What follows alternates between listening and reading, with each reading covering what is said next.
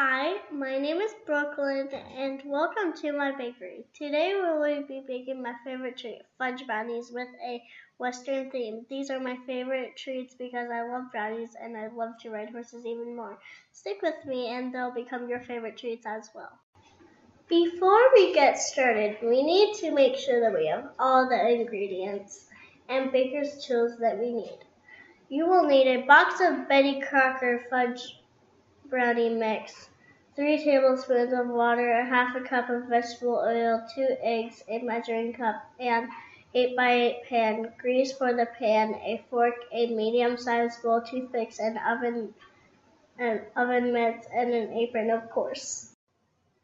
Now, before we get mixing, we need to preheat the oven to make sure it is ready to bake our brownies. We are going to set it to bake at 325 degrees and hit start. Next, we are going to grease the pan to keep the brownies from getting stuck. I'm using pan spray to grease the pan. There we go. It's ready now. After greasing the pan, we are going to begin adding the ingredients. First, we pour in the water. Next, we pour in the vegetable oil. Finally, we crack and drop in the eggs. Now we are going to mix it all together until it is well blended, but not overmixed. After we have finished mixing it all together, we are going to pour the brownie batter into the pan and smooth it out. Now we are ready to pop it into the oven. Before you place the pan in the oven, make sure your oven has finished preheating to 325 degrees.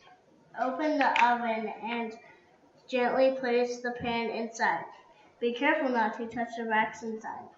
Set your timer to 50 minutes and hit start. Now we wait until the timer goes off. After the timer has gone off, we need to check our brownies to see if they're done. To do this, pull the brownies out of the oven and insert the toothpick into the thickest part of the brownies. If the toothpicks come out without brownies stuck to it, they're done. If it has a lot of brownie on it, they need to bake it a little longer. Ours are done. Now the hard part. Well, I think it's the hard part because I want to eat them. They have to cool. When the brownies have cooled, we can cut them into squares. After the brownies have cooled, cut them up and put them on a plate like this. Now we get to decorate with the horse cupcake toppers. Finally, it is the best part. You get to eat them.